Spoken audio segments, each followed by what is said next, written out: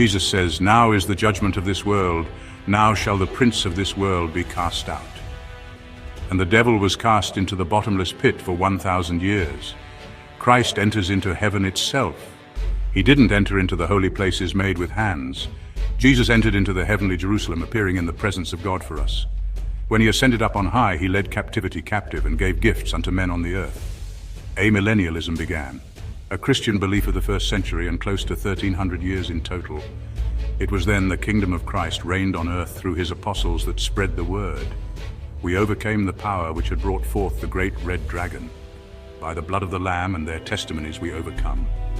The apostles hated life their whole lives. Thank God that salvation, strength, and the kingdom of our God and the power of his Christ is come. After the 1,000 years were up, the beast was cast back unto the earth. After Jesus was caught up, Michael cast out Satan for 1,000 years. After the 1,000 years were up, the heavens departed like a scroll, and the pit was reopened around 1033 AD.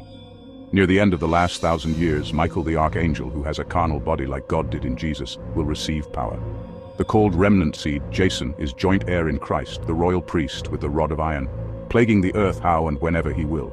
During the vengeance, the Antichrist and his prophet to come will begin a spiritual holocaust that will take place on the earth.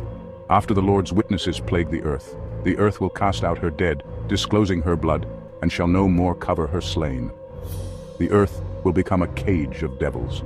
Worldwide government control will take actions due to a massive globalized V-Day spread of demonic activity, like the effects from the drug Flocka or Trank. A mighty angel came down from heaven, clothed with a cloud and a rainbow upon his head. Michael's face was as the sun, and his feet as pillars of fire. In his hand a little book open, setting his right foot on sea, and his left on the earth.